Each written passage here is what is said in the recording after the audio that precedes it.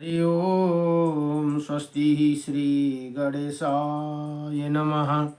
ओम श्री सरस्वती नमः।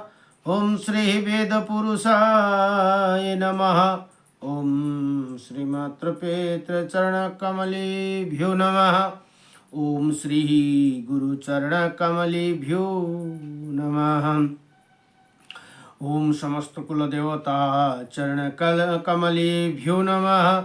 ओम समस्त पितृदेवता चरण कमलेभ्यो नमः। कृष्णं नारायणं वन्दे कृष्णं वन्दे व्रजप्रियं कृष्णं द्वैपायनं वन्दे कृष्णं वन्दे व्रजप्रियं वासुदेवं सुता देवकंसचारुणमर्दनं देवके परमानन्दं कृष्णं वन्दे जगद्गुरुं मुकुं करोति वाचालं पङ्गुं लङ्घयति गिरिं यत्कृपातमहं वन्दे परमानन्दमाधवं कस्तूरितिलकं ललाटपटले भक्षौ स्थूले कौस्तुभं नासाग्रे परमौक्तिकं करतले वेणुकरे कङ्कणं सर्वज्ञहरिचन्दनसुललितं कण्ठे च मुक्ताम्बलिः गोपायस्त्रीपरिवेष्टितो विजयते गोपालचूडामणिः वंशी विभूषितकर्णं नवनीरदाभात पीताम्बरदारुण भीमफलधरोष्टः पूर्णेन्द्रसुन्दरमुख अरविन्दनेत्रात् कृष्णात् परं किमपि ततो अहं न जानीहि सच्चिदानन्दरूपायं विश्वोत्पत्यादिहेतवे त्रयत्रय विनाशायं श्रीकृष्णाय वयं नमः।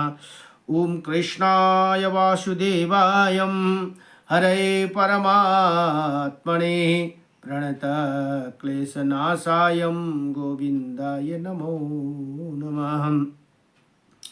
जय जय श्री राधे मेरी स्वामिनी मैं राधे जू की दास जन्म जन्म दीजियो मोहे श्री चरण को बास जन्म जन्म दीजियो मोहे श्री वृंदावन को बास। जय जय राधारमण हरि जय जय नवल किशोर जय जय गोपीचितचोर प्रभु जय जय माखन चूर जन्म जन्म दीजियो मोहे श्री चरण को बास जन्म जन्म दीजियो मोहे श्री वृंदावन को बास।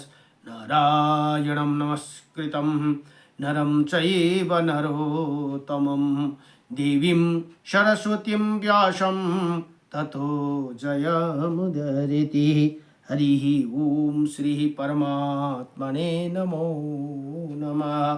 राधे कृष्ण कृष्ण कृष्ण राधे राधे राधे श्याम श्याम श्याम राधे राधे राधे कृष्ण कृष्ण कृष्ण राधे राधे राधे श्याम श्याम श्याम राधे। हरि ओम गुरुर्ब्रह्मा गुरुर्विष्णु गुरुर्देव महेश्वरः गुरुर्साक्षात् परं ब्रह्म तस्मै श्री गुरुदेव नमः। अखण्डमण्डलकारकं व्याप्तयनं चराचरं तत्पदं दर्शितं येनं तस्मै श्री गुरुदेव नमः। तस्मै श्री गुरुदेव नमो नमः। हरिः ओम नारायणं परं ब्रह्मा नारायणं परं तपः नारायणं परं देवा सर्वनारायणं सदा रामाय रामभद्राय श्रीरामचन्द्राय वेदसे श्रीरघुनाथाय नाथाय सीताये पतये नमः। जय जय श्री राधा रमण भगवान को, जय जय सीतारामचंद्र भगवान को, जय जय लक्ष्मी नारायण भगवान को, जय जय उमापति शंकर भगवान को, जय जय कैलासपति महादेव को। हर हर हर महादेव शंभो, जय जय श्री राधे। ओम नमो भगवते वासुदेवाय। अहिले अस्वस्थको कारण 2-3 दिन पढ्न सकिएन, स्वास्थ्य ठिक नभएर अलिकति 2-4 दिन पढ्न सकिएन र आज फेरि यो श्री ब्रह्माण्ड महापुराण अध्ययन हुँदैछन् र ब्रह्माण्ड महापुराणमा जम्मा 3 भाग भनेर बताइएको छ। पूर्व भाग, मध्य भाग र उत्तर भाग गरेर 3 भाग छन् भने 156 अध्याय र 12,200 श्लोक भनेर यहाँ बताइएको छन्। अब ती मध्ये पूर्व भाग सकेर अहिले मध्य भागको प्रसङ्ग चल्दैछन्। हिजोस्ति मध्य भागको प्रसङ्ग 38 अध्यायसम्म भयो भने आज 39 अध्यायको प्रसङ्गमा यहाँ भनिन्छ। श्री ब्रह्माण्ड महापुराणको मध्य भागमा तृतीय उपदघात पादमा भार्गव चरित्रमे परशुराम कृत भद्रकाली स्तुति भनेर यहाँ बताउनुहुन्छ। अब वशिष्ठ ऋषि र सागर राजाको प्रसङ्ग यहाँ चल्दैछन्। अब यहाँ भन्नुहुन्छ, वशिष्ठजी भन्नुहुन्छ, हे राजन, मत्स्य राजा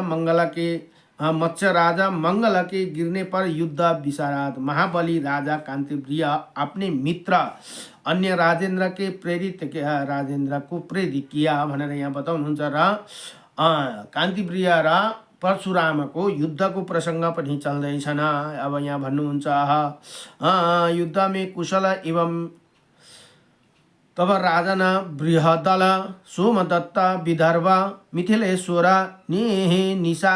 निषाधिपति तथा मगध नरेश तथा अनेकों प्रकार के युद्ध के कुशल वीर एवं अभिमानी राजा लोग हेयाधिपति कांतिप्रिय का आज्ञा से परशुराम से युद्ध क्षेत्र में युद्ध करने के लिए आ गए भनेर यहाँ भन्नुहुन्छ। हाथों में पिनक धारण करने वाला परशुराम ने अग्निशिखा के सामने बाणों से उत्तम नागपाश को अभिमंत्रित करके फेंका भनेर यहाँ बताउनुहुन्छ।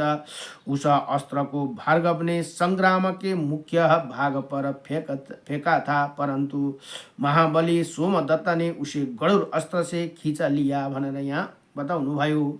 उसके बाद शत्रु को मारने वाले क्रुद्ध महाभाग राम ने भगवान रुद्र द्वारा दिए शूल से सोमदत्त को मार डाला और फिर बृहदल को गदा से और राजा विदर्भ को मुट्ठी से मिथिलेश्वर को मुदगर से तथा निषाधिपति को शक्ति से मगधाधिपति को चरणाघात से तथा सैनिक को अस्त्र समूह को मारकर संहार अग्नि को आदि में समस्त सेना को मारकर महाबली परशुराम ने कांतिप्रिय पर आक्रमण कर दिया भनेर यहाँ बताउनुहुन्छ। अब परशुराम को युद्ध करने के लिए आता हुआ देखकर युद्ध में क्या करना चाहिए, क्या नहीं करना चाहिए, इसी नियम को जानने वाला अन्य महारथी राजा लोग कांतिप्रिय को पीछे करके कांतिप्रिय के मित्रता दिखाते हुए परशुराम से युद्ध करने लगे भनेर यहाँ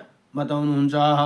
अब कन्या कुब्जा सौराष्ट्र और अवंतिकी के सैकड़ों राजा लोग चारों ओर से परशुराम पर बाणों का बौछार करने लगे। उन राजाओं के बाणों समूह को से ढके हुए राम संग्राम क्षेत्र में दिखाई नहीं दिए। तब हे राजन अकृत वर्ण ने राम चरित्र को स्मरण किया, जिसके कि हिरण ने कहा था, उसी राम चरित्र को मुनि अकृत वर्ण ने भार्गवेन्द्र परशुराम की हरि से कुशलता की याचना की भनेर यहाँ बताउनुहुन्छ। इसी समय शस्त्र और अस्त्र के संचालन चलाना जानने वाले तथा मंत्रज्ञ रणाकांक्षी ही परशुराम ने वायव्य अस्त्र से समस्त बाणों समूह को काटकर उसी प्रकार उठे जिस प्रकार सूर्य कुम्हारा से उड़ते हैं भनेर यहाँ बताउनुहुन्छ। बलिराम ने 3 रात तक उनके साथ समर में युद्ध किया और 12 अक्षोणी सेना को काट डाला। जिस प्रकार दुर्गा ने फरस धव आयुध को सबसे स्तंभ कर दिया, उसी प्रकार उन सब राजाओं तथा उनकी मां सेनाओं को महात्मा परशुराम द्वारा मारा हुआ देखकर सूर्य वंश में उत्पन्न महापराक्रमी राजा सुचंद्र आ गया। लाखों क्षत्रियों से युक्त 7 अक्षोणी सेना के साथ वो अनेकों महावीरों में मेघ के समान गर्जना करते हुए तथा पृथ्वी को कंपाते हुए परशुराम से युद्ध किया। हे राजन भनेर यहाँ वशिष्ठ मुनि भन्नुहुन्छ। राजा हामीले सागरलाई उसके द्वारा प्रयुक्त शस्त्रों को महाशस्त्रों को प्रताप बन परशुराम ने क्षण भर में ही नष्ट कर दिया। तब कालांतक यम के समान दिव्य परशु को लेकर सकल सेना को मारने का कोई समय तय करते हुए सकल सेना को काट डाला भनेर यहाँ बताउनुहुन्छ। जिस प्रकार खेत में किसान पके हुए धान तथा तृण को दराती से काट डालते हैं, उसी तरह परशुराम ने समस्त सेना को फर्श से काट डाला भनेर यहाँ बताउनु भयो। 1 लाख क्षत्रियों की सेना को परशुराम द्वारा काटा हुआ देखकर हे राजन सुचंद्र नाम का राजा समर में युद्ध करने लगा। वहाँ अनेकों प्रकार के शस्त्र अस्त्र चलाना जानने वाला वो दोनों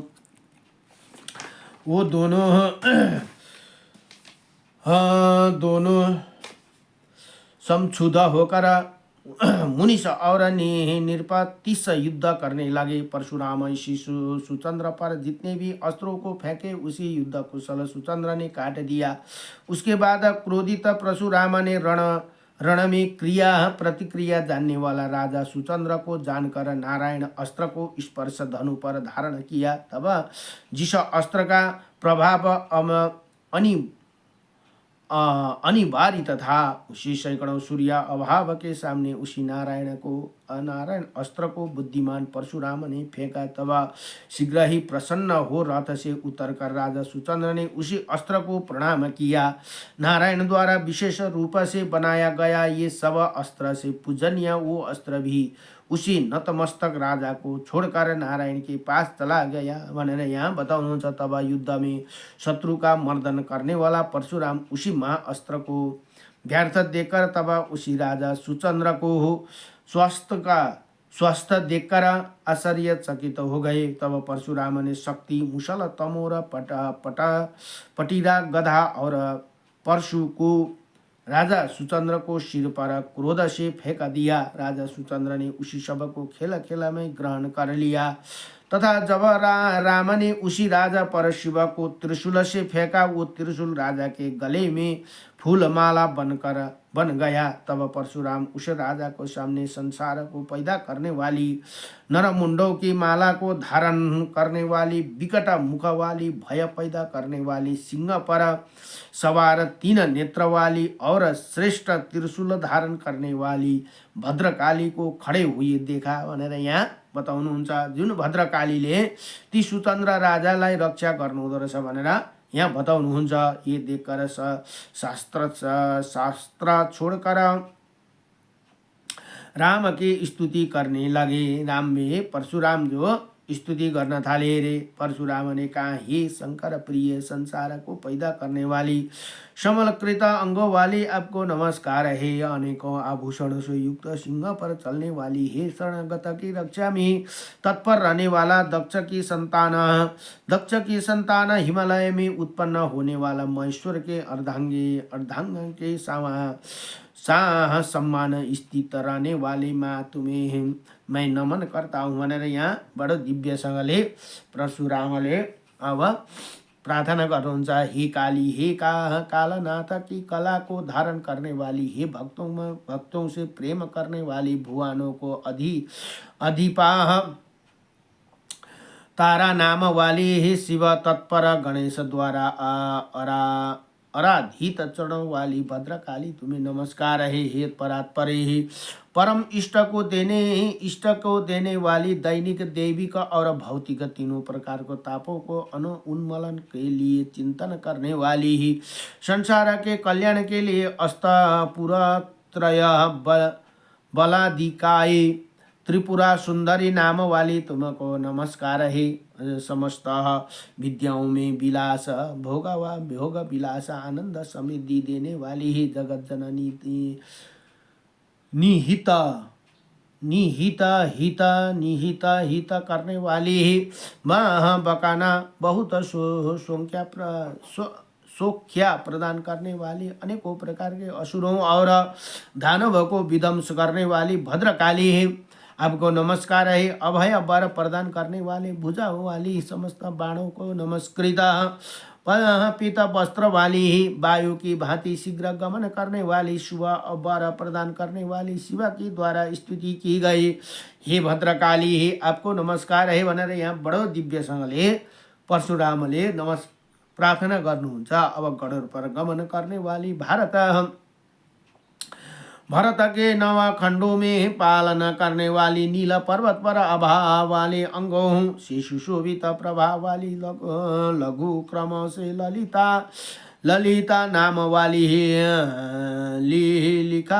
लेखाधिपति लवण समुद्र वाली दुर्गा, आपको नमस्कार है। चंचल नेत्र वाली, न नष्ट होने वाली, सारस महावर से अलंकृत चरण कमल वाली, रमा नाम वाली, कामदेव पत्नी रति से प्रेम करने वाली, रोगों को नष्ट करने वाली, अखिल प्रपंच को रचना करने वाली देवी, आपको नमस्कार है। आपको मेरा नमस्कार है। हे राजन प्रदान करने वाली, हे राज्य प्रदान करने वाली, रमण के लिए उत्सुक होने वाली, रुचिर वस्त्र वाली, हे महादेवी है। आपको पीछे से, सामने से, पास में, नीचे से और ऊपर सब और से 12 नमस्कार है। हे भद्रकाली, आपको सदा सर्वत्र नमस्कार है। अखिल संसार का रूपी संसार शरीर वाली देवी, आपको नमस्कार है। हे भद्रकाली, हे देवी देवसी, आपको आप प्रसन्न हो जाओ तथा मैंने जो पहले प्रतिज्ञा की थी उसी पालन करो माँ भनेर यहाँ यसरी प्रार्थना गर्नुमा, हे भद्रकाली, आपको तीनों लोकों की माता हो तथा तुम आप ही पिता हो और आप ही मैं पुनः नमस्कार करता हूँ। अब वशिष्ठ भन्नुहुन्छ, यहाँ वशिष्ठ ने कहा कि हे राजन, जब भद्रकाली परशुराम की स्तुति का तब तरल हृदय वाली भद्रकाली प्रसन्न हो गई और वरदान देने के लिए उदत होकर बोली। भद्रकाली ने कहा, हे वत्स राम, हे महाभाग, मैं इसी समय तुम पर प्रसन्न हूँ, वर मागो जो तुमने अपने हृदय में सोच लिया है भनेर यहाँ भन्नुहुन्छ। परशुराम ने कहा कि हे वत्सले, हे भक्त वत्सले, यदि आप मुझे वर देना चाहते हो तो ये सुचंद्र हे वो युद्ध में आपकी कृपा का पात्र है। अतः मेरा कहना है कि ये देवी किसी न किसी उपाय से तुम मेरे मन को प्रसन्न करो। अतः हे माँ, तुमको नमस्कार है भनेर यहाँ बडो प्रसन्नसँगले बताउनुहुन्छ। भद्रकाली ने कहा, अग्नि अस्त्र से राजेंद्र सुचंद्र को मैं मेरे घर ले जाओ, ये मेरा अति प्रिय है, अतः ये आज ही मेरा पार्षद हो जाएगा भनेर यहाँ माताले त्यसरी भन्नुभयो रे। अब वशिष्ठजी भन्नुहुन्छ, इसी प्रकार सुनकर वो भार्गव इंद्र परशुराम देवी का हित करने के लिए तैयार हो गए। तब उन्होंने प्राणों को रोककर प्राणायाम करके आचमन करके सुचंद्र को लक्ष्य बनाकर समाधि धारण कर ली। तब वो राजन परशुराम ने राजा सुचंद्र को मारने के लिए बलपूर्वक उसी अस्त्र का प्रयोग किया। तब वो अस्त्र उसी राजा को पंचभूतमय शरीर को जलाकर देवता के लोकों में चला गया। उसके बाद परशुराम द्वारा प्रणाम की गई वो संसार के आदि कवि भद्रकाली अंतर ध्यान हो गए। फिर राजाओं के वध की इच्छा रखने वाला जमदग्नि सुता परशुराम युद्ध में स्थित हो गए भनेर यहाँ बताउनुहुन्छ। यति भनेर इसी प्रकार श्री ब्रह्माण्ड महापुराण को वायु प्रोक्त मध्य भागमा तृतीय उपदगाध पादको 39औं अध्यायमा भार्गव चरित्र परशुराम कृत भद्रकाली स्तुति हिन्दी अनुवाद भनेर यहाँ पूर्ण 39 अध्याय पूर्ण भयो। नमो भगवते वासुदेवाय कृष्णाय वासुदेवाय हरे परमात्मने नमः प्रणत क्लेशनाशाय गोविंदाय नमो नमो। नमो भगवते वासुदेवाय श्री कृष्ण गोविंद हरे मुरारे हे नाथ नारायण वासुदेवम् अनंत वैकुंठ मुकुंद कृष्ण गोविंद दामोदर माधवेति। ओम नमो भगवते वासुदेवाय।